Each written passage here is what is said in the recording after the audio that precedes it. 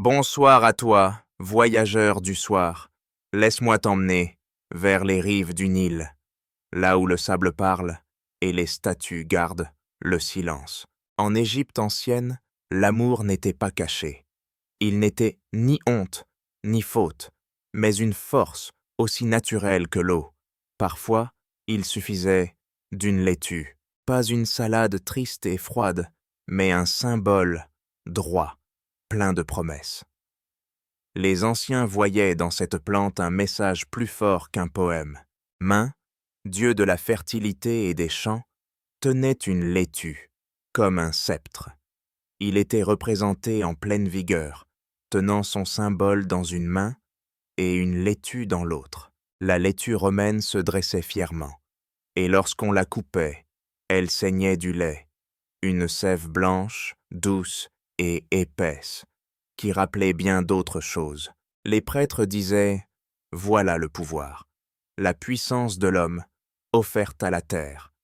Ce n'était pas une blague, ni une rumeur. C'était un rite sacré, sincère. Lors des fêtes pour Mine le Fort, les fidèles apportaient des bouquets de laitue. Pas pour les manger, non, mais pour prier, pour espérer. On déposait les feuilles violettes au temple avec des souhaits d'enfants ou d'amour. Les femmes demandaient la fertilité et les hommes un peu de chance, eux. C'était une offrande et une demande, un rendez-vous ancien avec le destin. Et au milieu de l'encens et des chants, les laitues devenaient des prières. On croyait aussi à leur pouvoir secret. La laitue guérissait, disait-on. Elle adoucissait les douleurs et ravivait les désirs. Est-ce vrai? Peut-être, mais pour les anciens, cela suffisait. Car ce qui compte parfois, ce n'est pas l'effet, c'est la foi qu'on y met. Les textes peints sur les murs montrent souvent la laitue en offrande. Même dans les tombes, elle est là, comme si l'au-delà avait aussi ses désirs. Un homme demandait dans son tombeau qu'on me donne de la bière et des laitues. Un dernier souhait, doux et terrestre. L'Égypte ancienne n'était pas pudique, elle n'était pas crue non plus. Elle était directe et poétique. Elle regardait le corps, sans détour. Et si une plante pouvait symboliser l'amour, alors pourquoi pas la laitue? Dressée, blanche, offerte, elle disait ce que les cœurs taisaient. C'était un monde où le désir avait sa place dans les temples, où l'amour n'était pas chuchoté, mais chanté, célébré, dessiné. Et ce n'était que le début, car l'histoire du corps, de l'amour, de la sagesse et du souffle ne faisait que commencer. Chapitre 2. Les herbes et les formules. Dans le souffle discret des ruelles chaudes, les femmes d'Égypte portaient des secrets doux, pas dans leurs poches, mais dans leurs plantes. Le désir, la prudence, la guérison. Elles savaient, bien avant les médecins, comment éviter une grossesse inattendue. Pas de pilules, ni d'hormones modernes, mais des résines, des gommes, des offrandes. L'une des plus précieuses, l'acacia, une gomme douce, qui fermente lentement, créant un acide protecteur et discret. Mélangée avec du miel, des dattes, elle devenait barrière et bénédiction. On l'introduisait doucement, avant l'amour.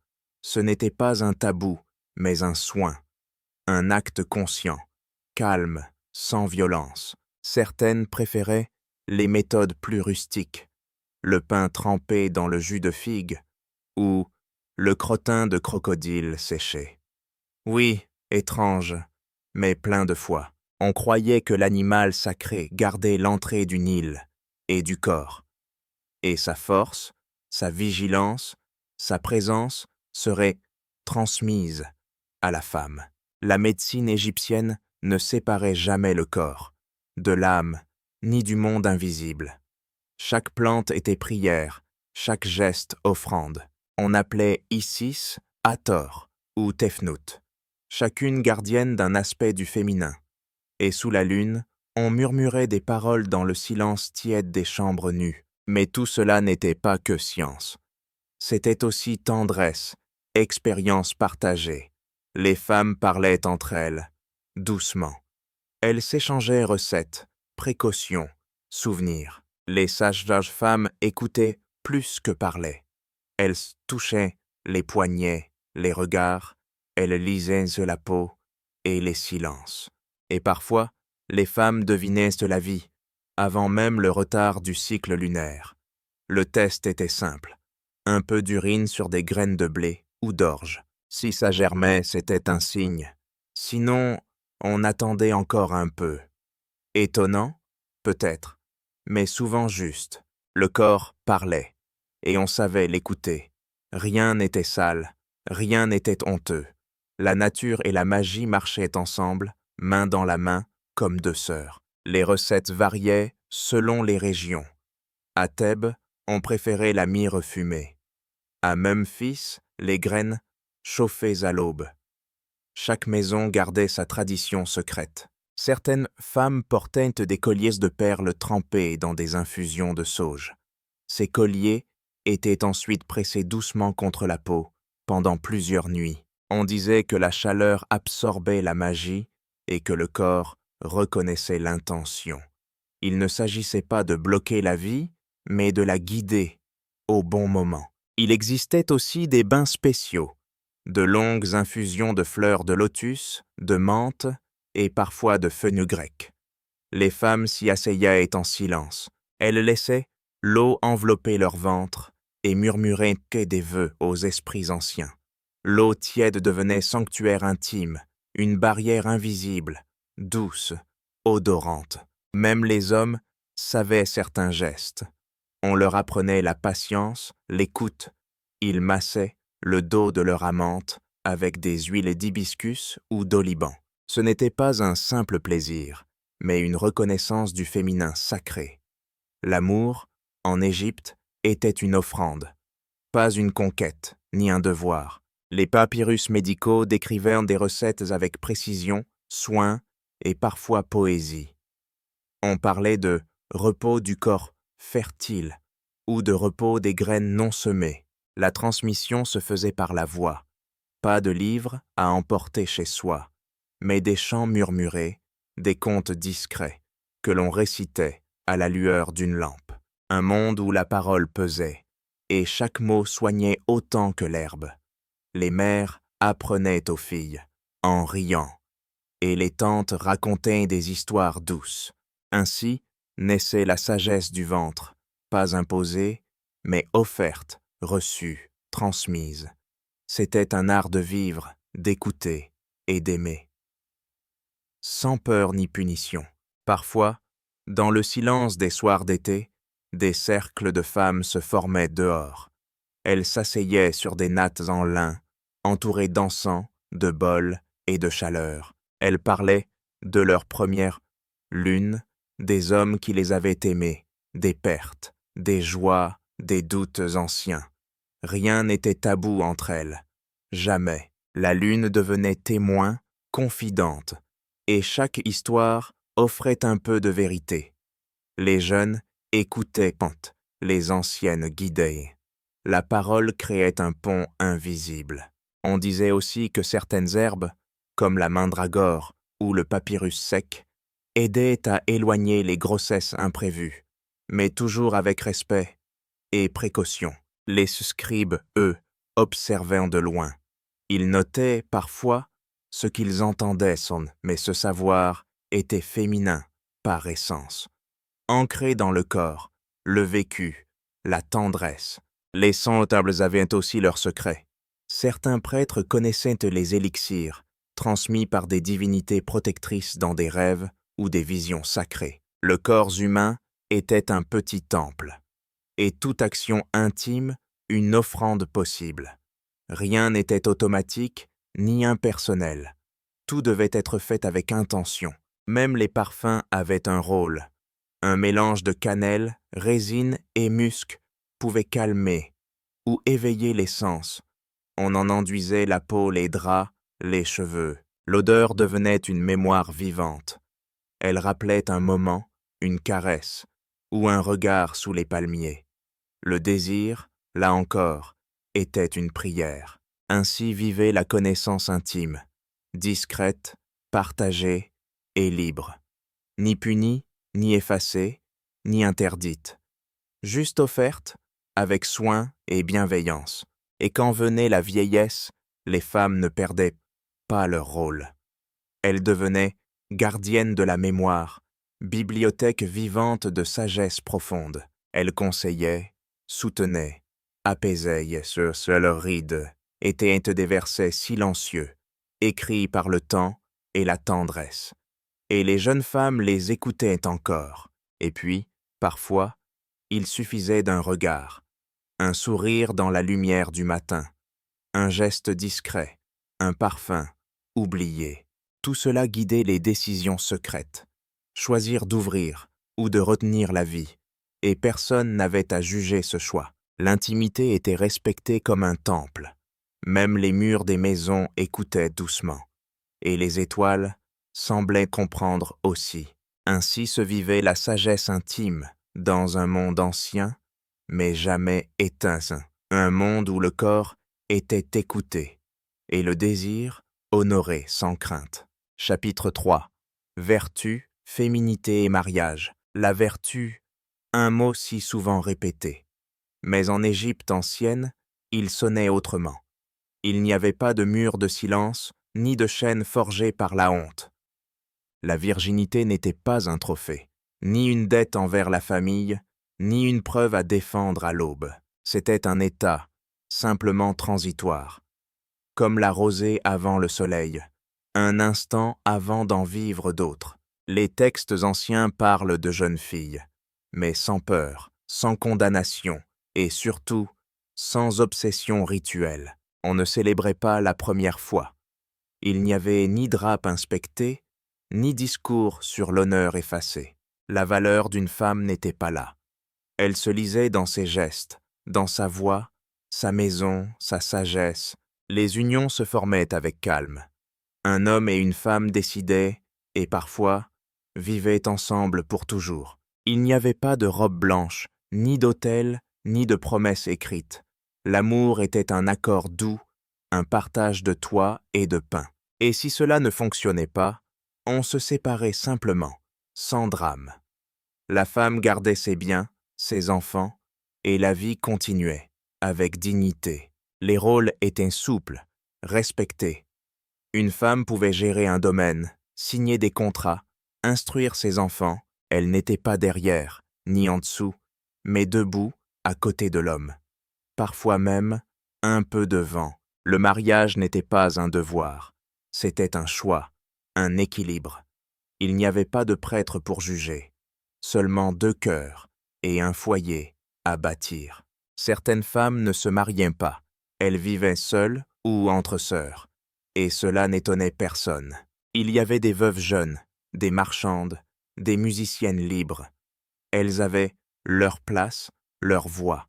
On disait que l'amour pouvait fleurir, même entre les murs les plus simples. Un regard, un pain partagé, et le monde devenait temple. Dans les villages, les femmes conseillaient le jeune. Elles racontaient leurs débuts, sans détour.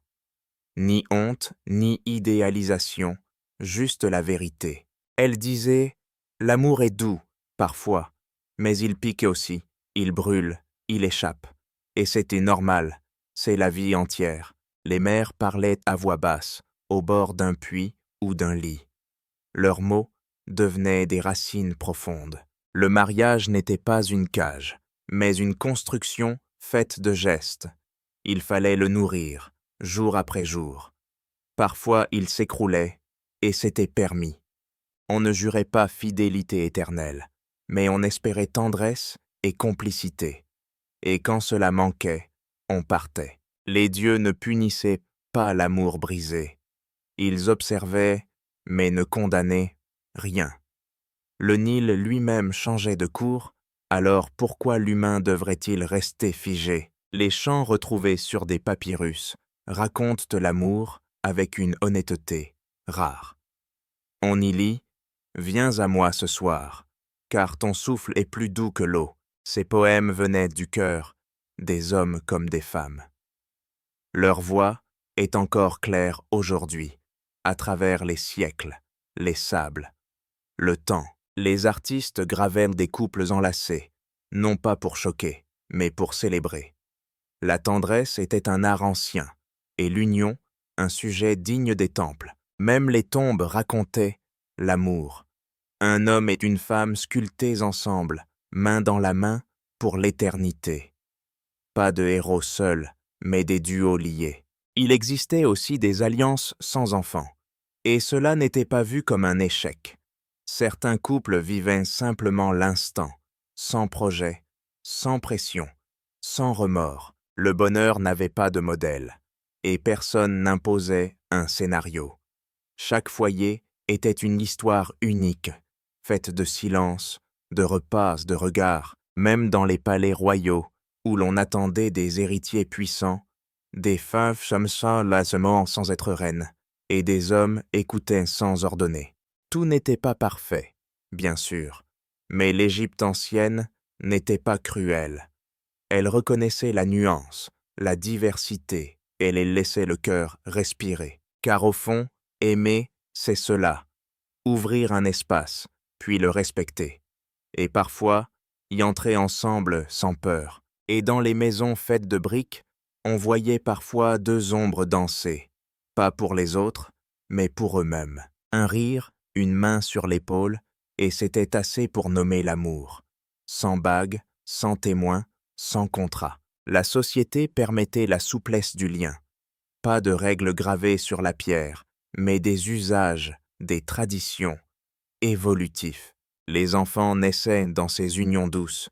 Ils grandissaient parmi des gestes tendres et des voix qui chantaient la paix. Même les disputes avaient leur place, mais on les portait avec dignité. On ne criait pas en public, car le silence aussi faisait partie du lien. Les femmes âgées racontaient leurs souvenirs, des mariages simples, des nuits étoilées.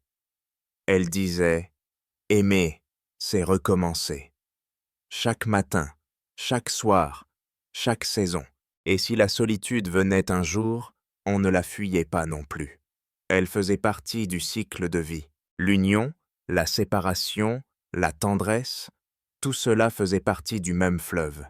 Comme le Nil, l'amour coulait, parfois doucement, parfois avec force, parfois presque à sec. Mais il revenait toujours, dans un regard, un chant, une main.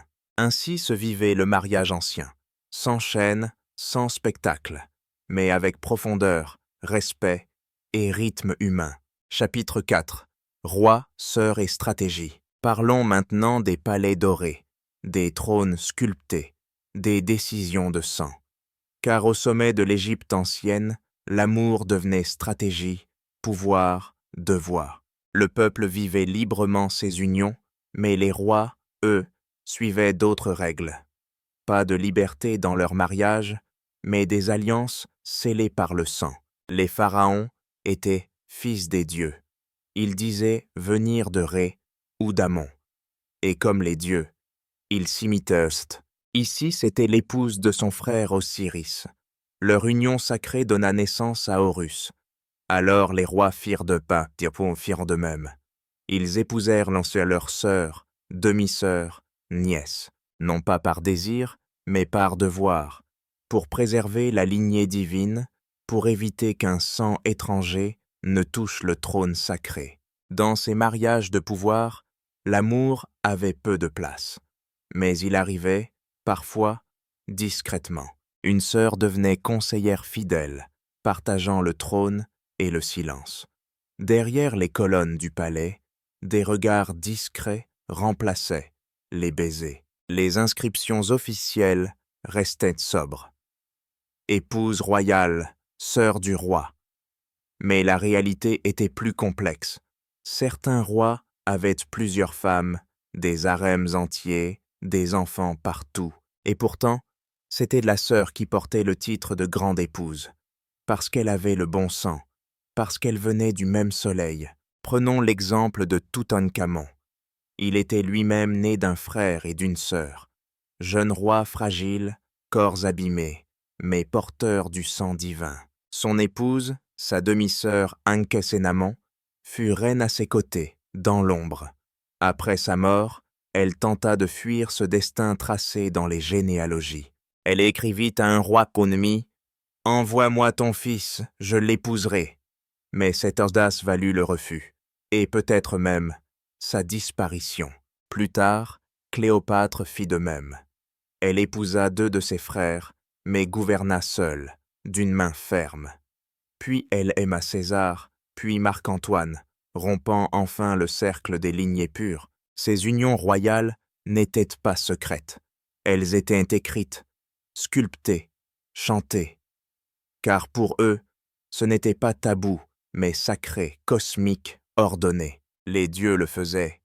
Alors pourquoi pas les rois? Les temples soutenaient ces choix, et les prêtres gravaient leurs bénédictions.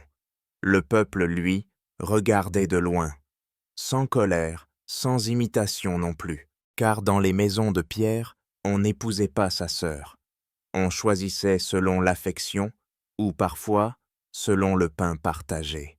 Il y avait une séparation des mondes, celui des rois, celui des gens simples, et chacun respectait sa place sans trop chercher à franchir la frontière. Pourtant, même dans ces unions royales, des enfants naissaient avec tendresse. On trouve dans les tombes de princesses des jouets, des lettres, des chansons douces. Tous les mariages royaux n'étaient pas froids. Parfois, un regard suffisait à réchauffer le marbre des palais et des lois. Les femmes de sang noble savaient, depuis l'enfance, qu'elles seraient épouses. Pas par choix, mais par nécessité. Elles portaient le destin dans leurs bras, et parfois dans leur ventre aussi. Certaines sœurs devinrent puissantes reines. Elles gouvernaient, jugeaient, commandaient. Leurs frères rois les consultaient souvent, et leurs décisions modelaient des règnes entiers. On dit qu'une sœur pouvait tempérer un roi. Elle parlait dans l'intimité des chambres, là où les voix deviennent des lois silencieuses.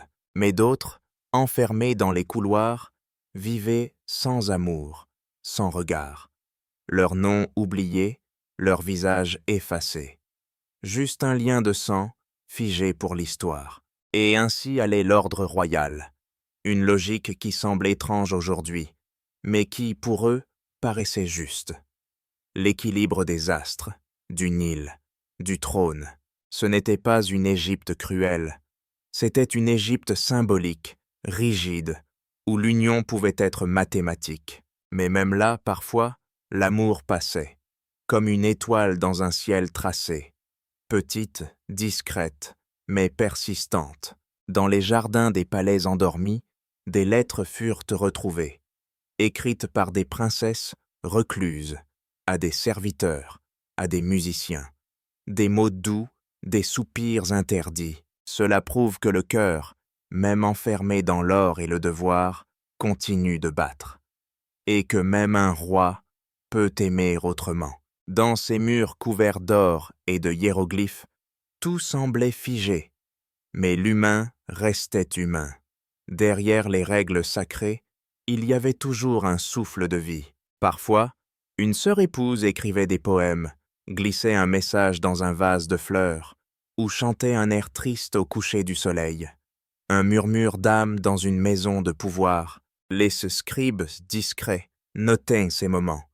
On retrouve encore leurs textes, souvent dissimulés dans les marges, comme s'ils voulaient préserver un secret doux. Elle l'attendait au portique du soir, dit un passage retrouvé dans un palais. Il ne vint pas, mais la lune, elle, resta. Même dans les familles royales brisées, les souvenirs d'amour tenaient de bon. Un bracelet offert, un fruit partagé, une lettre non envoyée. Tout cela était conservé, parfois enterré avec les momies des reines oubliées. Des bijoux simples, des jouets d'enfants, des peignes en ivoire usés par les ans. L'Égypte savait que rien n'est éternel, sauf peut-être le souvenir d'un geste tendre. Et cela aussi avait sa place, même dans les chambres du pouvoir. À l'heure où les prêtres chantaient « Pour Ré », quelqu'un, quelque part, priait pour un être aimé. Pas un dieu, pas un roi, juste une âme proche. Et cela prouve une dernière chose, les stratégies passent, mais le cœur reste. Même dans les systèmes les plus rigides, le désir de lien, de douceur persiste. Ainsi, se ferme ce chapitre royal, où le devoir dansait avec le destin, et où parfois l'amour s'invitait quand même s'il n'avait pas été convié. Lorsque nous pensons à l'art égyptien, nous voyons des profils rigides et des figures statiques, sur fond ocre, des dieux, des rois, des rituels figés. Mais si l'on regarde de plus près, derrière l'ordre se cache le souffle, derrière la règle, la pulsation humaine. Et parfois, le désir trouve un pinceau, car l'Égypte ancienne ne censurait pas. Elle représentait le monde tel qu'il était, ou tel qu'il devait être selon l'harmonie. Et dans ce monde, l'amour avait sa place. Les scènes de tendresse ornent les tombes. Deux époux assis ensemble, main dans la main, une épouse touchant l'épaule de son mari, des regards doux gravés pour l'éternité. Ce n'était pas une pudeur excessive. Ce n'était pas non plus de l'exhibition. C'était un équilibre, calme, symbolique, vrai. Le corps n'était ni honte ni obsession. Les fresques montrent aussi des danses, des musiciens jouant pour les convives, des femmes aux robes de fines, légères, offrant vin, fleurs et regards complices. L'art du désir s'exprimait en douceur, dans les gestes, les postures, les objets. Un miroir placé dans une scène intime, une fleur tenue entre deux doigts, un regard tourné, mais jamais absent. Mais il existait aussi un autre art, plus audacieux, plus libre, plus caché. Des papyrus retrouvés, rarement exposés, racontent un tout autre chapitre du désir. Le papyrus érotique de Turin, par exemple, montre des hommes et des femmes nus, dans des positions aussi acrobatiques qu'inhabituelles pour le visiteur moderne. Ce document unique nous parle sans filtre, avec humour, exagération et clin d'œil. Était-ce une satire, une célébration, une blague de scribe, un manuel caché? Personne ne sait vraiment. Mais ce qui est sûr, c'est ceci. Le désir n'était pas tabou, même l'exagération avait sa place. On y voit des scènes coquines, des détails osés, des gestes évocateurs, mais toujours avec une certaine légèreté, jamais de violence, jamais de honte. Cela prouve que les Égyptiens savaient rire, même du corps, même de l'amour. Ils jouaient avec les codes, les limites, comme des artistes libres et lucides. Ce type d'art n'était pas courant, mais il existait, preuve d'une société plus ouverte que ce que l'on imagine. Et dans les tombes, à côté des bijoux, on retrouvait des objets intimes, des figurines d'amants, des textes d'amour, des amulettes en forme de partie du corps. L'au-delà n'effaçait pas le désir. Il l'accompagnait, le prolongeait. On priait pour retrouver l'autre là-bas, pour aimer encore dans les chants d'Ialou. Les textes funéraires promettaient la complétude, le corps restauré, les organes préservés. Pas seulement pour vivre, mais pour aimer. Osiris, dieu de la mort, fut lui-même reconstruit membre par Isis.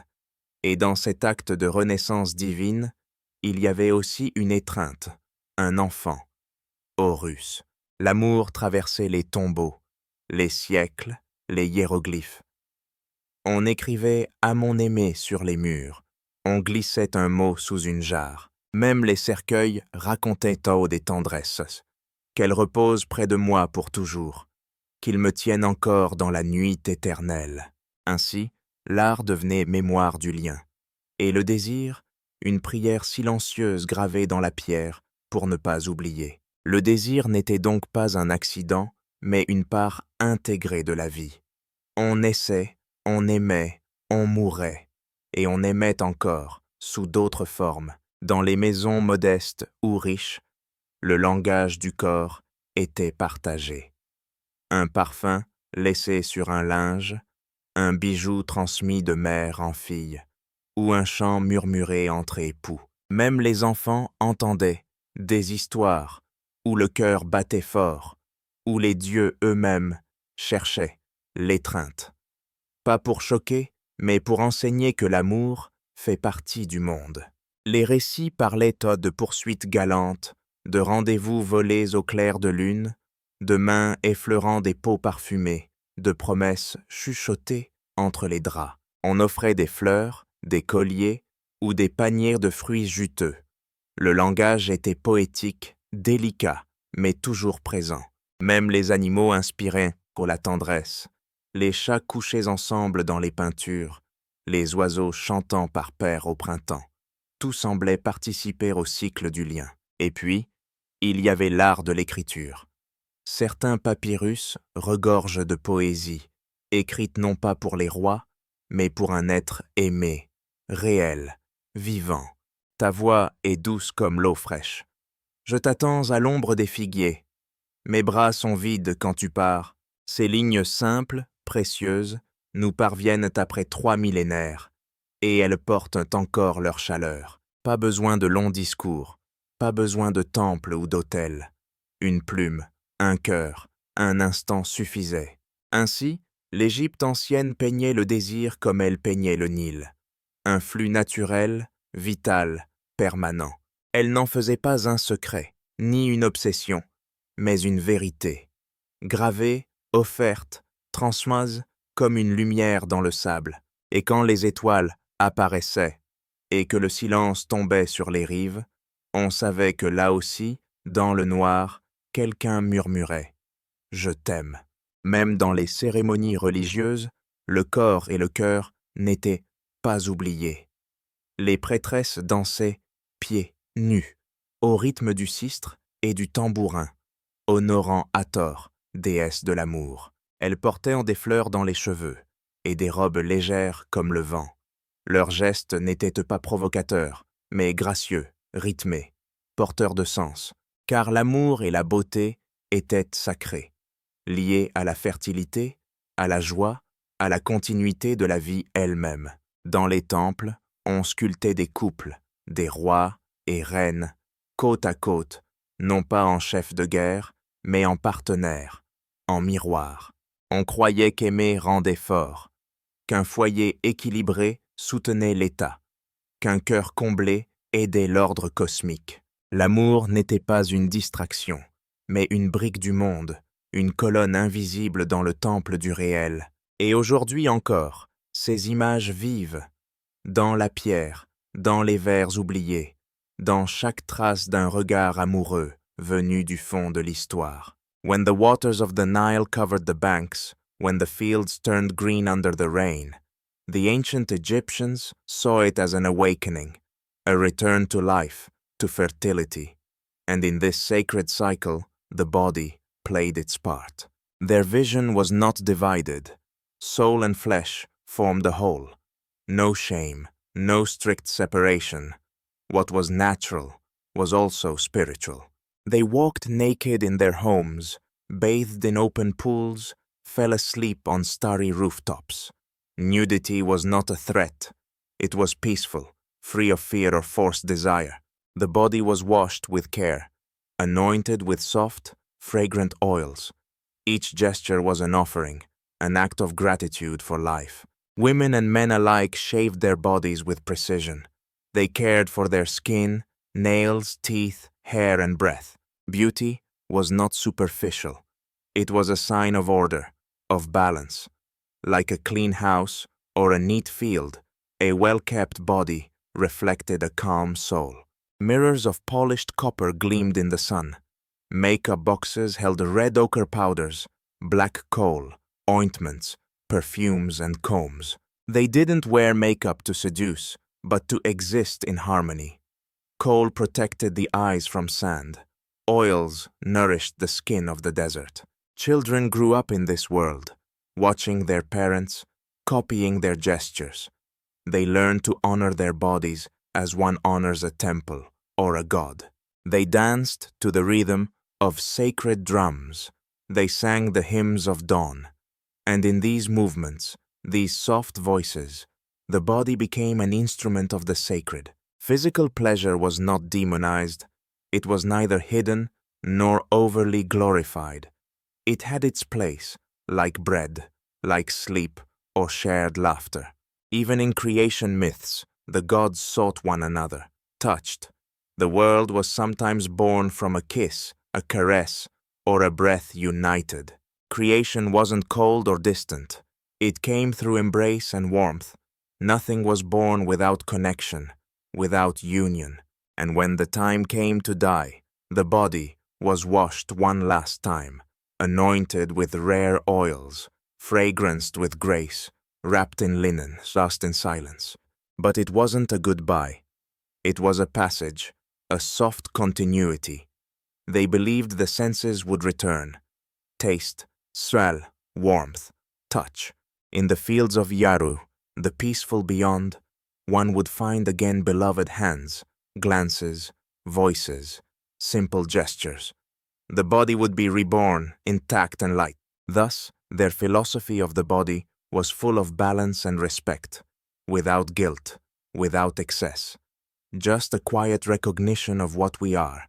2. The silence around the body was never neglect. It was listening. It was peace. Gentle gestures, slowness, formed an invisible dialogue. In some temples, prayers were said for the hands, for the legs, the loins, even for the hidden organs. Every part of the body had its place, its sacred name. Every corner was light, inhabited by a divine spark. The body was not a burden, but a vessel for crossing life, a fragile travel companion to be honored and loved. Even in old age, they did not speak of decline, but of transformation, of cycle. Wrinkles were living hieroglyphs, etched by sun and time. Gray hair was not shame, but a crown of the journey fulfilled. Care was given to the elderly, their feet, their hands washed with tenderness, slowness, and respect. Pregnant women were blessed, surrounded by songs and amulets. Protective images were painted around their beds, on their walls. The goddesses Hathor and Taweret watched over each new breath. For the body was not isolated. It was a link between generations, a bridge between earth and sky, and a silent witness of the ages. Even pain had its place, for it reminded of fragility. It wasn't fled from. It was gently welcomed, with herbs, songs, and caresses. And then touch, a simple, powerful daily act. A child against its mother, two brothers embracing, or lovers upon waking. All this was language, truer than 1,000 words, a living, humble art whose secret ancient Egypt kept. So when night falls and our tired bodies rest, perhaps we can learn from them. Slow down, breathe, feel, and simply be present. For the body is not an obstacle. It is a silent poem written by the soul at every moment. And when we truly listen, the whole world feels gentler. And in the quiet houses, along earthen alleys, in the evening, they gently massaged one another. Children listened to stories while hands soothed. The elders told of creation, not with books or sermons, but with a palm over the heart and breath in the voice. They said, the world begins where the body finds rest, where the heart finds its rhythm, where the eyes dare to close. Even dreams were sacred.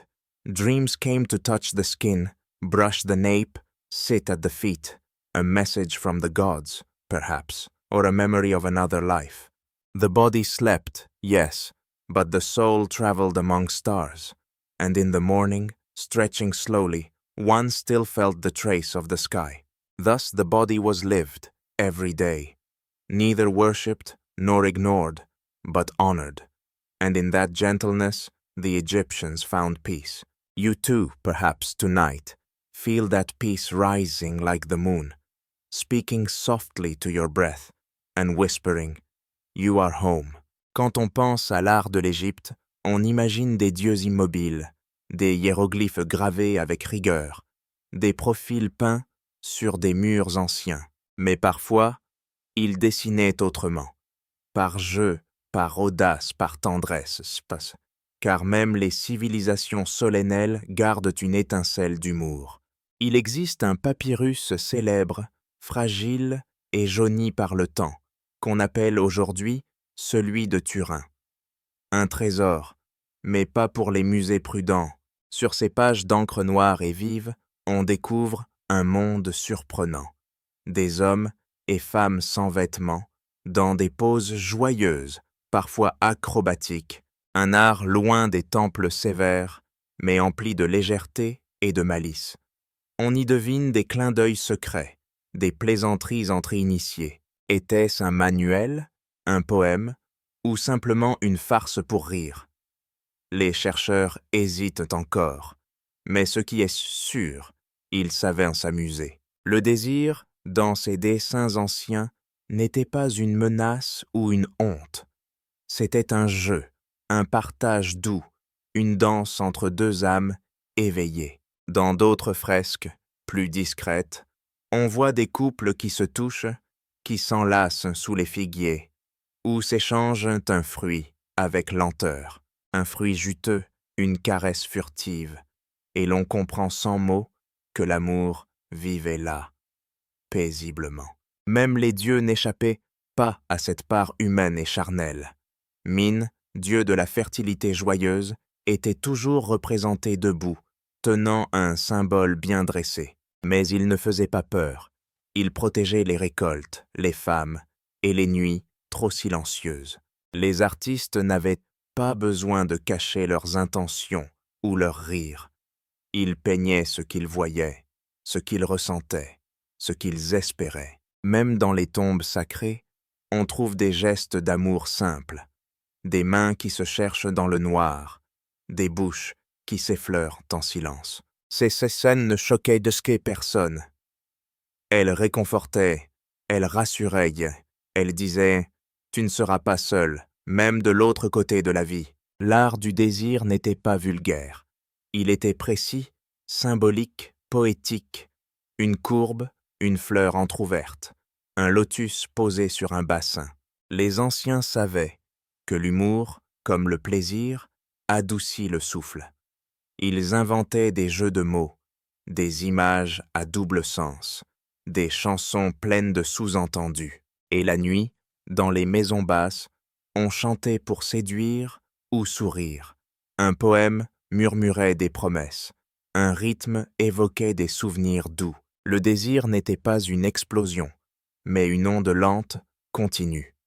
Il passait dans le regard, dans une main offerte sans bruit, ou dans l'ombre d'une danse légère. À suivre, dans les fêtes de village, parfois, les jeunes s'échangeaient des devinettes, des phrases simples, mais ambiguës. Quel fruit se cueille sans toucher? Ou bien, combien de doigts pour l'amour?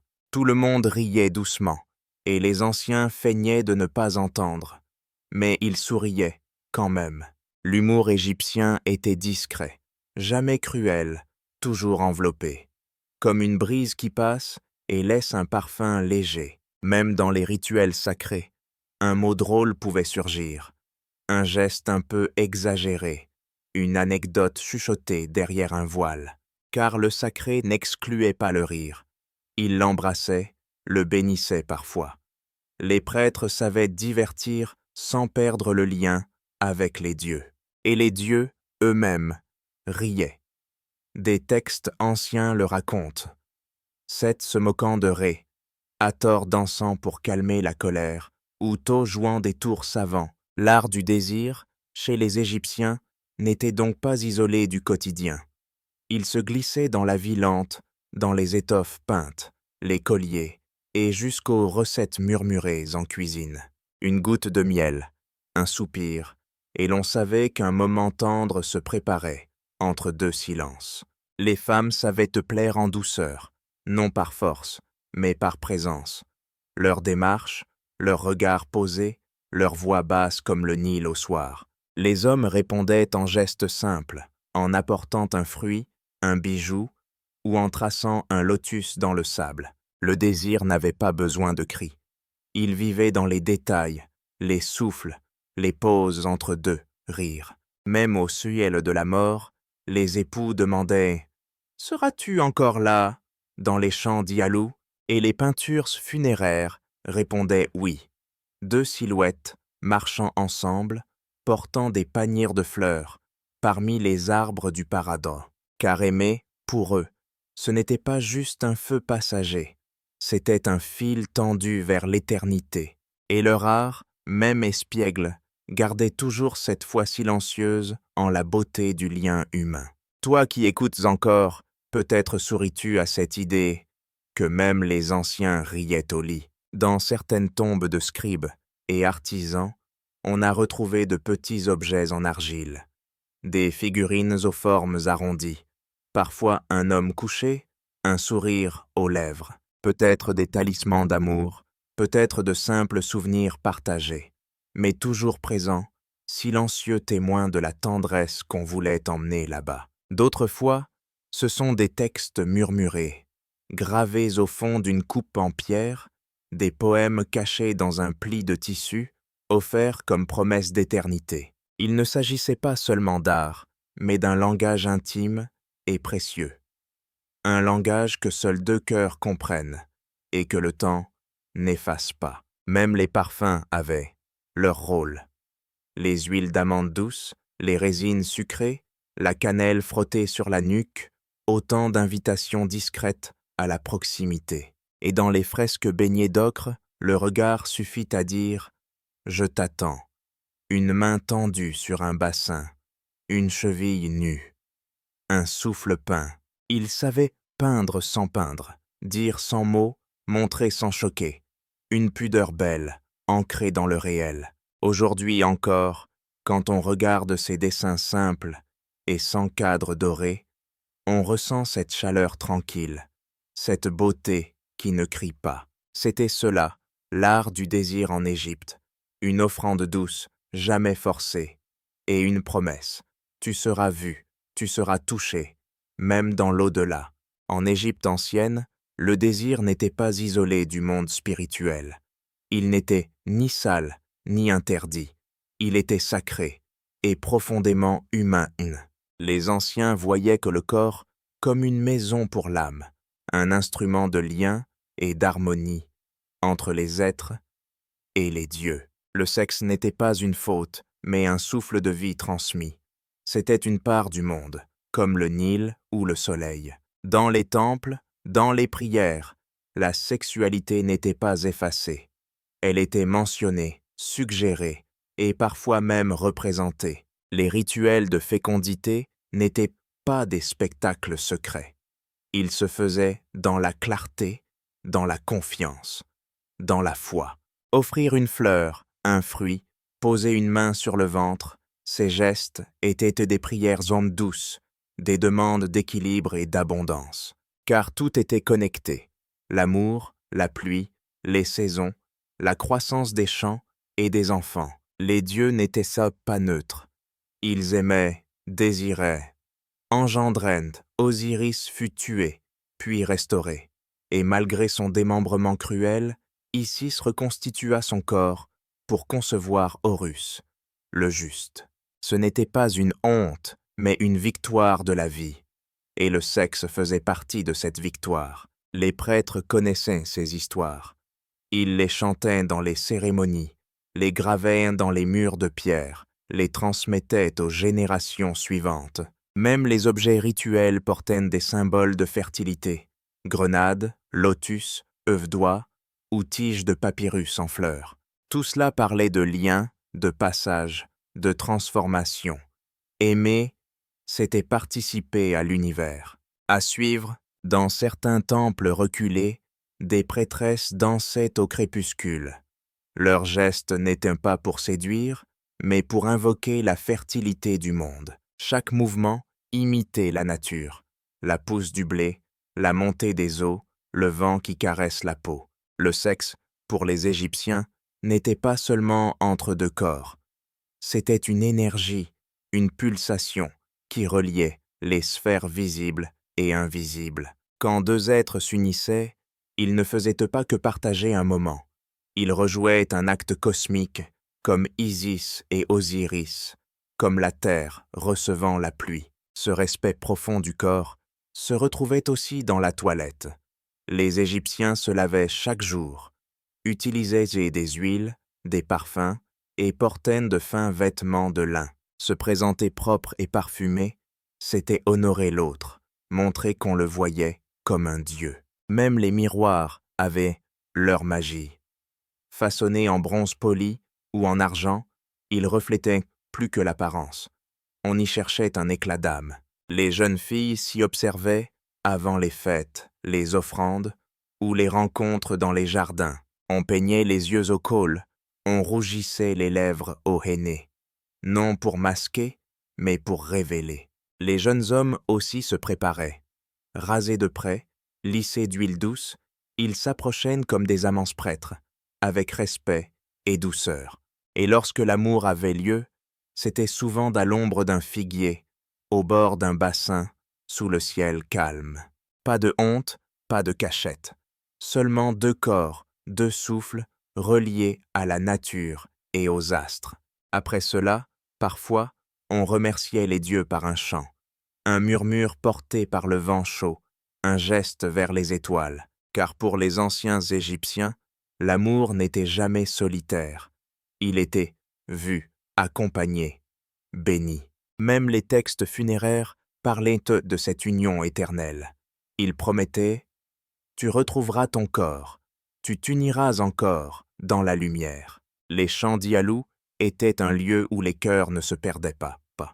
On y vivait, on y aimait dans un calme infini. Et si parfois la vie blessait, si un amour était perdu ou brisé, on écrivait un poème, on offrait un lotus fané au Nil, et on attendait le retour du souffle. Les Skoeschribde notaient ces douleurs, mais aussi les espoirs. Chaque trait sur le papyrus était une prière, un apaisement. Ainsi se bouclait le cycle, désir, union, séparation, mémoire, et peut-être recommencement. Le sexe, dans ce monde ancien, n'était pas une chute. C'était un pas de plus vers l'équilibre du tout. Dans les écoles de scribes, les jeunes garçons apprenaient à lire l'amour dans les vers anciens et les mythes divins. Là où d'autres civilisations enseignaient la guerre, l'Égypte offrait des chants de douceur. On récitait des poèmes de séduction, des lettres envoyées au bord du Nil, des mots simples, pleins de silence. « Viens à moi, comme le soleil vient. » Chaud, lent, sans hâte, mais certain. C'était cela, le rythme du désir. Ni chasse, ni conquête, mais un appel, une attente paisible. Certains papyrus montraient des scènes où une femme cueille des dattes, pendant qu'un homme l'observe, non pas avec avidité, mais avec admiration contenue. L'esthétique comptait autant que l'acte. Un parfum juste, un regard prolongé, une offrande partagée au bon moment. Il n'y avait pas de théâtre exagéré, seulement des gestes précis, sincères. Même dans les contes pour enfants, l'amour n'était pas déguisé. Il apparaissait sous forme de métaphore, comme deux oiseaux qui bâtissent un nid, ou une étoile qui veille sur la lune. Et si un enfant posait une question, on ne fuyait pas les réponses. On expliquait avec calme, avec respect, avec vérité. Ainsi grandissaient les générations, sans honte du corps, sans peur du lien, et avec un sens profond de l'harmonie. Tout cela faisait de l'amour un chemin vers la sagesse, non un danger à fuir. Et peut-être, c'est ce que nous avons perdu. Mais en écoutant ces récits anciens, en laissant leurs mots couler doucement, nous pouvons peut-être retrouver quelque chose d'oublié, mais pas perdu. Et maintenant, chers rêveurs tranquilles, la nuit est plus profonde, et l'histoire nous mène ailleurs. Dans les chambres funéraires de pierre, on découvre des peintures silencieuses, des mains entrelacées dans l'éternité. Les anciens Égyptiens croyaient que l'amour ne s'arrêtait jamais. Pas avec l'âge, pas avec la maladie, pas avec la mort. Ils disaient « Tu marcheras encore dans les champs d'Ialou, et tu reconnaîtras la main que tu as tenue. » On plaçait des objets doux dans les tombes de couples aimants. Miroirs, peignes, lettres d'adieu, parfois même de simples fleurs séchées. Les tombeaux n'étaient pas sombres. Ils étaient décorés comme des maisons, remplis de couleurs, de musique figée, de souvenirs et d'espoirs murmurés. Dans certains papyrus funéraires, on lisait des promesses, écrites ainsi. « Je serai ton épaule, dans la lumière, au-delà. » Et nous marcherons sans fin. Ce n'était pas de la poésie seulement. C'était une certitude vécue, un fil invisible entre ce monde et ce qui vient après. Les hommes riches faisaient sculpter des scènes de tendresse sur leurs tombes, des femmes coiffant leurs cheveux, des maris offrant un collier, ou des rires partagés près d'un figuier. Même les anonymes sans statut laissaient des mots gravés à la craie, des prières simples, des noms liés, des vœux pour se retrouver. Ce besoin d'être ensemble, même après la poussière, dépassait les temples et les rois, car l'amour, pour les anciens, n'était pas une flamme brève. C'était un feu souterrain, discret, profond, éternel. À suivre, même dans l'au-delà imaginé, on ne dormait pas seul. On rêvait d'une compagne fidèle ou d'un époux perdu, retrouvé là-bas. Les femmes demandaient à retrouver leurs enfants, leur mère, et les gestes simples du quotidien. Les hommes souhaitaient sentir encore le parfum d'une peau familière, ou entendre un rire familier. On croyait que dans les champs d'Ialou, il y avait des pavillons de roseaux, des bassins d'eau douce et des arbres au feuillage éternel. Là-bas, on cultivait le silence, on marchait lentement entre les blés, et l'on retrouvait ce qu'on aimait. Et si l'on avait été seul sur terre, il existait une promesse douce. Quelqu'un t'attend de l'autre côté. On ne parlait pas de jugement cruel, mais d'une balance délicate, où le cœur était pesé contre une plume de vérité. Et si le cœur était léger, libéré du mensonge, alors la porte s'ouvrait doucement, et l'âme passait. Mais même si elle échouait, une autre croyance offrait un espoir, que l'amour véritable intercède, et qu'un lien humain sauve une âme perdue. L'amour n'était pas seulement un plaisir, mais aussi une force de passage, un fil tendu entre deux mondes. Les mères priaient pour leurs enfants, les couples se tenaient, la main dans les tombes, et les noms des aimés étaient chantés chaque année pendant les rites d'offrande. Car tant qu'un nom est dit, tant qu'un souvenir existe, l'être aimé n'est pas tout à fait parti.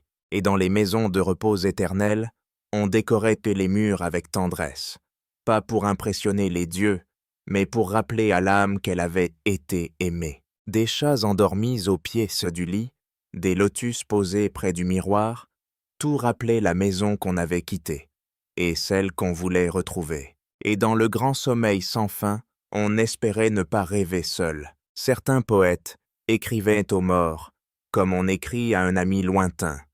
Ils disaient « Ton absence pèse, mais ton rire flotte encore, ici. » Les enfants dessinaient des figures, laissant des messages sous les coussins ou près des jarres d'eau douce, espérant que l'âme verrait ces signes. Les rites n'étaient pas sombres, ils étaient pleins de souvenirs tendres. On offrait des fleurs, du pain, du vin, mais aussi des chansons d'enfance, des objets simples, porteurs d'émotions. Le deuil n'était pas une coupure, mais une transformation silencieuse. On continuait à parler aux disparus, à les inviter à dîner, en silence, ou à leur raconter les nouvelles du jour. Parfois, on jurait qu'ils répondaient « un parfum furtif, une bougie qui vacille » ou un rêve si clair qu'on pleurait, est au réveil. Les scribes enseignaient que l'âme se nourrissait aussi de mémoire, qu'oublier, c'était effacer, mais se souvenir, c'était prolonger l'amour. Dans les temples d'Hathor, les murs portaient des vers anciens. « Tu es parti, mais je t'attends encore. Mon souffle suit le tien, au-delà du sable. » L'éternité, pour les anciens Égyptiens, n'était pas un lieu, mais un lien. Pas un paradis figé, mais une continuité. Et dans ce fil tendu entre les mondes, l'amour était l'aiguille qui reliait tout. Alors ce soir, peut-être, quelqu'un pense à toi dans le silence. Et toi, rêveur, tu n'es jamais seul. Tu es relié à des milliers d'âmes, à travers le temps, les lieux, les vies. Et comme les anciens, tu peux croire qu'aucun amour ne se perd tout à fait. Dans certains foyers silencieux du désert, on murmurait encore des prières anciennes. Pas aux dieux puissants, mais aux aimés. Reviens en rêve, touche mon épaule. Une coupe de lait était laissée la nuit, une mèche de cheveux attachée au rideau, et le lit partagé avec l'absence. Tout cela n'était pas superstition. C'était l'art d'anciens d'aimer longtemps, de maintenir vivant ce qui s'éloigne. Les sages disaient « L'amour que tu donnes ne meurt jamais. Même si le corps retourne à la poussière, le lien tisse des routes invisibles. Les tombes n'éteignent que des seuils, jamais des prisons de pierre. Les cœurs y battaient encore, portés par ceux qui se souviennent. Alors ferme les yeux doucement, respire le sable et les étoiles, et imagine qu'une main s'approche. Peut-être est-ce celle que tu attends. Dans la nuit ancienne d'Égypte, l'amour veille toujours, silencieux, éternel et doux. Le corps, ce compagnon silencieux de tous les jours. Les anciens Égyptiens ne l'ignoraient pas. Ils le regardaient, le lavaient, l'honoraient, et surtout, ils l'acceptaient. Pas de honte, pas de lutte, pas d'injonction à le modifier. Le corps était vu comme un temple, mais aussi comme une demeure passagère. La peau marquée par le soleil, les rides, les cicatrices, tout avait sa beauté propre. Ils aimaient les visages ronds, les ventres pleins, les hanches larges. Car ces formes disaient « cette personne a vécu, mangé, aimé ». Le maquillage n'était pas déguisement, mais soin, protection, rituel quotidien. Les hommes et les femmes peignaient leurs yeux de colle sombres, soulignant le regard. Non pour séduire, mais pour honorer la lumière. Ils parfumaient leurs perruques, adoucissaient leur peau avec des huiles et laissant des traces parfumées là où ils passaient. Sainte. Ils savaient, le corps allait vieillir, flétrir, retourner un jour à la terre. Mais pendant qu'ils vivaient, ils méritaient d'être touchés avec tendresse. Le corps était également mémoire. Chaque pli, chaque marque, racontait une saison, une grossesse, une maladie surmontée, une danse oubliée. Les enfants apprenaient très tôt à se laver, à s'enduire d'huile, à sentir l'odeur du lit, à reconnaître la fraîcheur du nénuphar. Le bain n'était pas seulement propreté, mais repos, soin et harmonie. On se baignait dans le Nil, dans des bassins de pierre, ou simplement avec des jarres tièdes remplies par le soleil. Le corps recevait la lumière, comme une offrande silencieuse. On marchait pieds nus sur la terre, sentant la chaleur traverser la peau. Même les morts étaient baignés, massés, parfumés, enveloppés de lin. On ne laissait pas partir le corps sans lui dire adieu, avec douceur. Les tombeaux étaient des chambres, non pas lugubres, mais prêtes à accueillir. On y plaçait des peignes, des huiles, des miroirs et des crèmes odorantes. Les sculptures montraient en des corps sereins, les bras détendus, les épaules douces. Pas de muscles forcés ni de posture héroïque. Juste des êtres prêts à durer dans le silence. Dans les palais, les cours du temple, les danses accompagnaient les saisons. Des corps légers bougeaient au rythme du tambour, racontant les histoires anciennes sans mots. Le corps ne mentait pas, il disait la fatigue, la joie, la faim, la paix, la passion. Et les anciens l'écoutaient, même les gestes quotidiens. Plier le linge, broyer les grains, dessiner une lettre, verser le vin. Tout devenait prière muette. Il n'y avait pas besoin de temple, quand le corps lui-même était sacré. Chaque souffle était offrande, chaque toucher devenait remerciement. Quand deux êtres s'aimaient, ils se regardaient longuement. Pas pour juger, mais pour accueillir. L'union des corps était tranquille, pleine de lenteur et de confiance. Un retour à l'origine, comme le Nil revenant à sa source. Et quand les années passaient, quand les cheveux devenaient sable, quand la peau racontait l'histoire, le corps était encore honoré. Il n'était jamais abandonné. Même affaibli, Il gardait sa dignité. On l'assistait, on le soutenait, comme on soutient un ancien sage. Car tout corps était un livre, et les anciens Égyptiens savaient lire. Les enfants regardaient, les anciens marchaient, leur démarche lente, presque dansée. Ils comprenaient chaque geste est mémoire, chaque mouvement, une trace sacrée. Les sages disaient le corps n'est pas éternel, mais ce qu'il donne l'est. Un sourire transmis, une étreinte offerte, un parfum resté sur un vêtement. Ces choses ne s'effacent pas. Dans les écoles de scribes, on enseignait la posture droite, le calme du poignet, la précision du souffle. Car même l'écriture était corporelle. Chaque lettre venait d'un équilibre. Chaque mot vibrait au rythme du bras. Et dans les maisons simples, on s'étirait au lever du jour. On massait les épaules fatiguées. On chantait dans lavant les pieds. Les chants eux-mêmes suivaient le souffle, descendaient dans la poitrine et s'envolaient avec les bras levés. Quand quelqu'un tombait malade, ce n'était pas vu comme une faiblesse, mais comme un déséquilibre du tout. Alors, on réchauffait les mains, on murmurait des mots doux, et l'on attendait que le corps parle.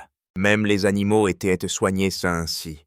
Les chats, compagnons sacrés, recevaient des bains, des baisers et des funérailles dignes de rois. Le corps n'était jamais séparé de l'âme. Il en était le navire, la voix, le partenaire silencieux. Et quand il se brisait, on ne pleurait pas seulement la perte, on honorait le voyage accompli. Des femmes tressaient les cheveux des morts, des hommes portaient les corps sur leur dos, non pas avec peur, mais avec gratitude, car chaque pas, chaque rade, chaque soupir faisait partie d'une danse infinie. Et dans cette danse, le corps avait toujours sa place, même après la dernière note. Quand le soleil descendait lentement, on s'allongeait sur des nattes fraîches, on étirait le dos doucement, et l'on regardait la lumière changer de ton. Le corps, encore une fois, devenait témoin de la fin du jour. Et dans ce silence doré, on se souvenait qu'il avait marché, aimé, construit, offert. Même dans la vieillesse, les mains ridées avaient de la grâce. Elles racontaient le pain pétri, les enfants bercés, les adieux discrets. Il n'y avait pas de honte à vieillir. Le temps n'était pas un ennemi, mais un compagnon discret. On offrait au corps des cadeaux simples. Un bol d'eau tiède, un morceau de pain trempé dans l'huile, un chant murmurant depuis la cour. Et le corps répondait, par un souffle plus calme, un frisson discret, un silence plus doux. C'est ainsi que vivaient les anciens, pas dans la crainte du vieillissement, mais dans sa reconnaissance. Et quand venait la dernière nuit, le corps était lavé une dernière fois, enduit de parfums et de prières. Puis il reposait dans la terre comme un navire endormi sur le sable. Ainsi se termine cette méditation sur le corps, la peau, le souffle, et tout ce qui, un jour, s'efface sans jamais disparaître vraiment. Il y avait des gestes silencieux, des rituels si simples qu'ils passaient inaperçus. Et pourtant, ils étaient le cœur de la vie. Toucher une épaule en passant, déposer une fleur sur la peau, poser les doigts sur une coupe partagée, tout cela parlait sans un mot. Les anciens Égyptiens connaissaient ce langage. Ils savaient qu'une caresse pouvait être aussi sacrée qu'une prière. Le contact n'était pas vulgaire, il était mémoire, offrande, connexion. Dans les familles, les enfants recevaient chaque matin une bénédiction par le front, un baiser doux sur le crâne rasé. Les parents touchaient les mains de leurs enfants avant de sortir travailler dans les champs. Cela ne prenait qu'un instant, mais la journée en était changée. Entre amants aussi, le toucher guidait. Pas de mots fleuris ou de longues lettres. Juste un bras autour de la taille ou une main posée sur le genou. Ces gestes étaient compris, attendus, et parfois pleins de promesses. Dans les temples, les prêtres utilisaient le toucher pour bénir les statues, les offrandes les malades. Ils trempaient sur leurs doigts dans l'eau parfumée, puis traçaient des lignes invisibles sur la peau, comme pour rappeler au corps qu'il appartenait aussi aux dieux. Même les médecins faisaient du toucher un art sacré. Avant de poser un diagnostic, ils observaient, puis touchaient le front, le ventre, les poignets. Ils écoutaient ainsi les réponses du corps sans que la bouche dise un mot. Les danseurs aussi comprenaient cela. Leurs mouvements n'étaient pas seulement pour être vus, mais pour évoquer des sensations. Ils mimaient des embrassades, des naissances, des adieux. Le public ressentait tout dans la poitrine, car chaque mouvement éveillait la mémoire d'un toucher connu ou d'un toucher attendu. Même les animaux recevaient ces gestes. Les chats se frottaient contre les jambes, les oiseaux grimpaient sur les bras tendus. Le toucher circulait entre les êtres, comme une langue partagée depuis le commencement du monde. Les objets eux-mêmes portaient des traces. Une coupe usée à la même place, un manche de couteau poli par les années, une pierre lisse au coin du jardin, tout parlait du corps Kerwick qui l'avait touché. Et ce corps, toujours présent dans le souvenir des choses, n'était jamais oublié. Quand quelqu'un rentrait d'un long voyage, on le recevait avec les mains ouvertes. Pas de discours, pas de cérémonie. Juste une étreinte prolongée, le silence qui parlait de retrouvailles. On croyait que le toucher pouvait ramener l'âme au corps, surtout après la peur, ou un rêve trop violent. Les anciens disaient « Un cœur égaré peut revenir par une main tendue », et quand venait la fin de vie, le toucher redevenait central. Les mourants n'étaient pas seuls. On leur tenait la main doucement, on massait les pieds, on posait un linge frais sur le front. Ce contact ne guérissait pas, mais il allégeait, il accompagnait la traversée. Des femmes tissaient des bandelettes autour des corps avec tendresse, parfois en chantant, parfois en silence complet. Elles caressaient Papa les bras, alignaient sur les doigts, avec soin, comme si le corps allait se réveiller. Et peut-être, c'était vrai, car dans leur croyance, le corps ressuscitait un jour, et il fallait qu'il soit prêt. Ainsi, chaque toucher portait une intention, pas seulement du plaisir ou du soin, mais une reconnaissance de l'être. Même entre amis, on se touchait l'épaule pour montrer confiance. On se prenait les bras quand l'un flanchait dans le deuil. Ce n'était pas une gêne, c'était une évidence. Les vêtements aussi reflétaient cela. Les tissus souples, le lin délicat, étaient choisis pour leur contact doux. On voulait que la peau respire, que le tissu épouse les gestes. Les bijoux n'étaient pas faits pour briller, mais pour vibrer avec la peau. Un collier pouvait apaiser le cœur, un bracelet rassurer la main. Même les sandales étaient un squat tressé de manière à caresser le pied, et non à l'enfermer. Et si parfois l'on pleurait, une main venait essuyer les larmes, non pour les faire disparaître, mais pour dire « Je suis là ». Le toucher, c'était la voix du corps quand les mots étaient trop lourds. Et l'Égypte ancienne, dans son silence d'or et de pierre, avait su écouter cette langue oubliée. Aujourd'hui encore, il suffit d'une main sur l'épaule, d'un doigt qui frôle la joue, pour réveiller cette sagesse lointaine. Alors ce soir, en écoutant cette histoire, peut-être sentiras-tu, à travers le souffle de ma voix, une présence invisible, comme un toucher ancien, venu du fond des âges, pour dire simplement « Tu n'es pas seul ». Il y avait aussi les parfums, versés sur les poignets ou le cou, comme un prolongement du toucher. Le parfum touchait sans contact, et la mémoire le retenait longtemps. Une femme pouvait se souvenir du souffle chaud sur sa nuque simplement en sentant l'huile de lotus dans l'air. Les parfums étaient préparés avec soin, patience et respect. Chaque goutte racontait une histoire, chaque mélange portait une intention.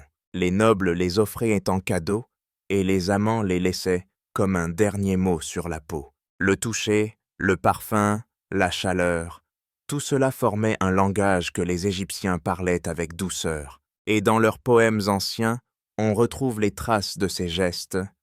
Il a posé sa main sur mon épaule, et j'ai senti le monde s'ouvrir. Même dans les rêves, les morts revenaient toucher les vivants. Pas pour effrayer, mais pour rassurer, consoler, ou dire un mot resté bloqué. Une main posée sur le cœur, même en songe, valait plus que 1000 phrases. Les Égyptiens ne craignaient pas cela. Ils savaient que le toucher, dans ce monde ou l'autre, pouvait guérir relier. Et si parfois, tu sens en toi le besoin d'un contact oublié, peut-être est-ce la mémoire ancienne qui murmure doucement. Souviens-toi, ton corps aussi parle, car dans les gestes les plus simples réside la vérité la plus profonde. Et le monde des anciens, sculpté en sable et en or, n'a jamais cessé de tendre la main vers ceux qui écoutent encore. Parmi les colonnes et les sphinx, il y avait aussi des rires. L'Égypte ancienne n'était pas un empire de silence et de gravité. Les dieux, parfois, riaient fort, et les hommes, eux aussi, savaient raconter, plaisanter et même faire des farces. Le rire était un souffle sacré, un moyen d'ouvrir le cœur, de dénouer les tensions du corps. Il faisait partie du soin, de la guérison, du quotidien. Dans certaines cérémonies, des clowns sacrés dansaient, imitant les prêtres, les animaux et parfois même les dieux. Ce n'était pas un blasphème, mais une offrande légère comme un clin d'œil céleste. Des figurines trouvées dans les tombes montrent des femmes rieuses, des hommes ventrus en pleine fête, et même des scènes osées, dessinées avec un trait joyeux. Les scribes avaient leurs plaisanteries, gravées dans des marges discrètes, des jeux de mots, des exagérations, des histoires absurdes mais tendres. Certains papyrus évoquent des rêves où les dieux se chamaillent, perdent leurs sandales ou boivent un peu trop de bière céleste. Toutankhamon possédait une coupe ornée d'un dessin moqueur, un chat jouant au pharaon assis sur un trône miniature. Même les temples, parfois, avaient des fresques comiques, cachées derrière des colonnes, comme un petit secret entre artistes. Les prêtres savaient, le rire ouvrait les portes de l'âme, et les malades riaient pour guérir. Le dieu Bès, protecteur joyeux, était petit, rond et souriant. On le plaçait près des lits pour éloigner cauchemars et tensions. Il tirait la langue, faisait des grimaces et dansait nu pour faire rire les enfants. Les femmes enceintes l'appelaient, car son rire calmait la douleur et rassurait le ventre inquiet. Les musiciens aussi faisaient rire. Leurs flûtes et tambourins accompagnaient des chansons légères sur les amours ratés, les voisins bruyants ou les ânes trop têtus. On chantait dans les champs, on riait dans les bains publics, on murmurait des bêtises au marché. Et quand venait la mort, on racontait les souvenirs drôles. On se souvenait des maladresses, des surnoms affectueux, des éclats de rire partagés. Car pour les Égyptiens, rire ensemble, c'était survivre un peu plus longtemps. C'était dire à la mort, tu peux attendre encore. Il y avait même des jeux, faits pour provoquer le rire. Des concours d'imitation d'animaux, des histoires contées à l'envers, des devinettes absurdes et des pantomimes exagérées. Les enfants riaient dans les ruelles, en courant entre les jarres et les ânes. Ils se faisaient peur pour s'amuser, puis riaient encore plus fort. Même les grands riaient avec eux. Le rire n'avait pas d'âge, pas de rang, pas de hiérarchie. Un pharaon pouvait rire aux éclats devant une scène bien jouée. Et les amoureux, ils savaient aussi faire rire. Des taquineries, des regards complices, des petits gestes inattendus. Une femme déposait une fleur dans la coupe de son amant, juste pour le voir sourire. Un homme imitait un dieu sévère, rien que pour entendre le rire étouffé de sa compagne. Le rire tissait des liens invisibles, plus solides que le lin et plus doux que les dattes. Même les scribes fatigués, au bout d'une longue journée, échangeaient des blagues discrètes avec les artisans voisins. Si mon pinceau était aussi rapide que le Nil en crue, j'aurais fini cette fresque hier, et les autres riaient doucement, sans déranger les statues, car même les statues semblaient écouter. Le rire, comme le vent, se glissait partout, dans les plis des rideaux, sous les voûtes des sanctuaires. On racontait aussi des histoires drôles sur les dieux maladroits, Thoth qui perdait son encrier, ou Horus qui éternuait pendant un discours solennel. Ce n'était pas un manque de respect, c'était un hommage vivant, car les dieux aussi avaient le droit d'être un peu humains, parfois. Et quand quelqu'un riait trop fort, on disait « Peut-être que Bess s'est passé par là ». Le soir, autour des lampes à huile, les familles racontaient leur jour avec des soupirs et des sourires. Et les rires s'éteignaient doucement avec la flamme dans le silence de la nuit. Mais ils restaient dans l'air comme une mémoire suspendue. Et aujourd'hui encore, quand tu ris sans raison, peut-être qu'un ancien souvenir te touche doucement. Peut-être qu'un dieu au ventre rond danse encore dans ton rêve. Ou qu'une scribe, quelque part, ajoute ton rire à ses notes. Car en Égypte ancienne, le rire était un souffle sacré. Et ce souffle continue de voyager. Dans certains villages du delta, on fabriquait des poupées ésirieuses. Elles avaient des visages ronds, des joues gonflées de joie et des bras mobiles pour danser. Les enfants les animaient en chantant et les offraient aux anciens malades, espérant que le rire adoucisse la douleur. On croyait que le rire, quand partagé à haute voix, pouvait guérir une âme fatiguée. Même les animaux n'échappaient pas aux histoires cocasses des conteurs.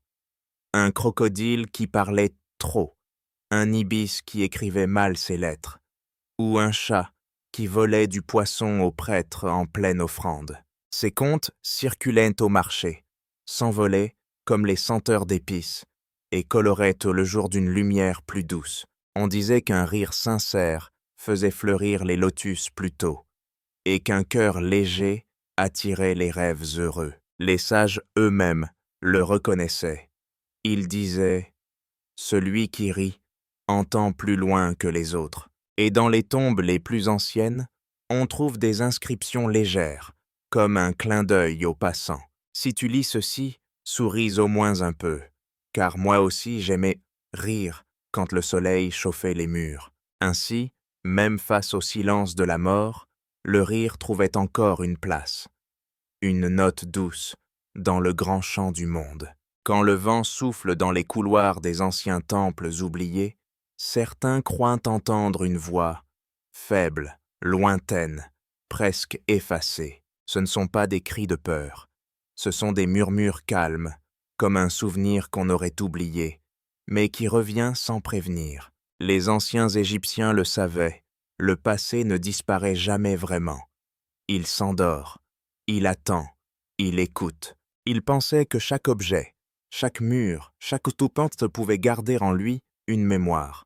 On appelait cela le cas, une essence, une trace, un reflet de la vie. Même une jarre brisée ou une cuillère de bois usée pouvait porter la voix d'un disparu. Et parfois, dans le silence de la nuit, on les entendait parler à nouveau. Les fantômes n'étaient pas effrayants, ils n'étaient pas des ombres en colère, mais des voyageurs perdus, cherchant leur place, ou un message. On laissait du pain au bord des lits, un peu de bière près des fenêtres, et des mots chuchotés dans le noir. « Je me souviens de toi », murmurait-on doucement. Et cela suffisait parfois à apaiser les âmes errantes. On racontait que les maisons anciennes avaient leur propre voix intérieure. Chaque pierre murmurait une histoire, chaque poutre conservait un soupir. Certains soirs, le sol vibrait à peine, comme si des pas invisibles passaient, non pas pour hanter, mais pour saluer en silence. Les familles laissaient des offrandes simples, une date, une figue séchée, une fleur posée près du seuil. C'était de leur façon de dire « tu n'es pas oublié », car oublier, c'était tuer une seconde fois, et personne ne voulait ce fardeau. Les Égyptiens parlaient aux morts comme à des amis absents. On lisait leurs lettres, on chantait leurs noms, on récitait leurs plus beaux souvenirs. Dans certaines tombes familiales, on trouvait des petits messages gravés sous les coussins de pierre, des mots doux, des confidences, des secrets confiés à l'éternité. « Reviens dans mes rêves, écrivait une femme à son époux défunt. Et dis-moi si tu as trouvé la lumière. On croyait aux ponts invisibles entre ce monde et l'autre, pas faits de pierre ou de bois, mais tissés de mémoire et d'attention. Et parfois, les morts répondessent, dans un frisson, une brise soudaine, un rêve vif, une voix familière. Les prêtres disaient qu'il fallait écouter, pas avec les oreilles, mais avec le cœur tranquille. Même les chats, disait-on, pouvaient voir ce qu'on ne voyait pas. Ils fixaient un coin vide et miaulèrent doucement. Alors on posait une bougie et on murmurait « Bonjour, ancien ami ». Les enfants n'avaient pas peur des fantômes. Ils laissaient des jouets sous leur lit, au cas où un esprit curieux voudrait jouer une dernière fois. Les morts n'étaient pas partis. Ils étaient simplement ailleurs. Toujours là, dans les ombres douces, dans la chaleur du foyer, dans le parfum du pain du matin. On portait parfois leurs bijoux, leurs habits brodés, leurs sandales usées, non pas pour les imiter, mais pour marcher un peu avec eux. Dans les grandes fêtes d'été, on dressait une assiette de plus, et personne ne la touchait. Elle était pour eux. Certains anciens disaient ceci, « Si tu tends l'oreille en dormant, tu entendras un nom ancien chuchoter au creux de ton rêve. Et au réveil, ton cœur battra un peu plus fort, comme si un regard lointain t'avait frôlé dans le noir. » Les morts, en Égypte, n'étaient pas absents. Ils étaient en voyage, et chaque souvenir, chaque odeur, chaque geste tendre était un fil lancé vers eux. Alors ce soir, en t'endormant, n'aie pas peur du silence. Écoute-le. Peut-être qu'une voix ancienne cherche encore à te dire quelque chose d'important, quelque chose que seul un rêve peut entendre. Dans les villages proches du Nil, les anciens racontaient des légendes douces sur les âmes qui revenaient en paix. On disait qu'à la lumière de la lune, les esprits descendaient discrètement dans les jardins de leur enfance, effleurant les fleurs comme autrefois. Un vieux fermier affirmait avoir vu sa mère décédée s'occuper encore de ses herbes préférées, penchée avec douceur sur les plants de menthe. Les enfants écoutaient ces récits sans frisson ni effroi. Ils comprenaient que les morts, s'ils étaient aimés, restaient bienveillants. Même les bateaux sur le Nil étaient bénis pour les esprits. Un rameur ajoutait souvent une rame de plus, vide, laissant place à un passager invisible. Certains dormaient avec un objet précieux, hérité d'un ancêtre disparu, une bague, une amulette, une étoffe. Ils pensaient qu'en le gardant près du cœur, les rêves seraient plus doux. Dans les livres des morts, on lisait des instructions poétiques. Comment traverser les champs d'Ialou, comment éviter les serpents du doute, et comment retrouver ceux qu'on aime. Tout était écrit avec soin, comme une carte pour les âmes, et ceux qui restaient ici pouvaient dormir tranquilles, sachant que là-bas tout continuait. À l'entrée des tombes, parfois, des musiciens jouaient de la harpe pour saluer les nouveaux arrivants. Pas de cris, pas de larmes, juste une douce mélodie d'accueil. Dans le silence des temples vides, les murs portent encore ces vibrations. Tu n'as qu'à poser ta main et attendre. Peut-être sentiras-tu une chaleur ou entendras-tu un battement ancien, un écho venu de très loin. Alors ce soir, cher auditeur, quand tes paupières Smith deviendront lourdes, sache que tu n'es pas seul. Des centaines de cœurs anciens veillent sur ton sommeil. Ils t'ont vu venir, ils t'ont reconnu, et ils murmurent doucement. Bonne nuit, rêveur tranquille.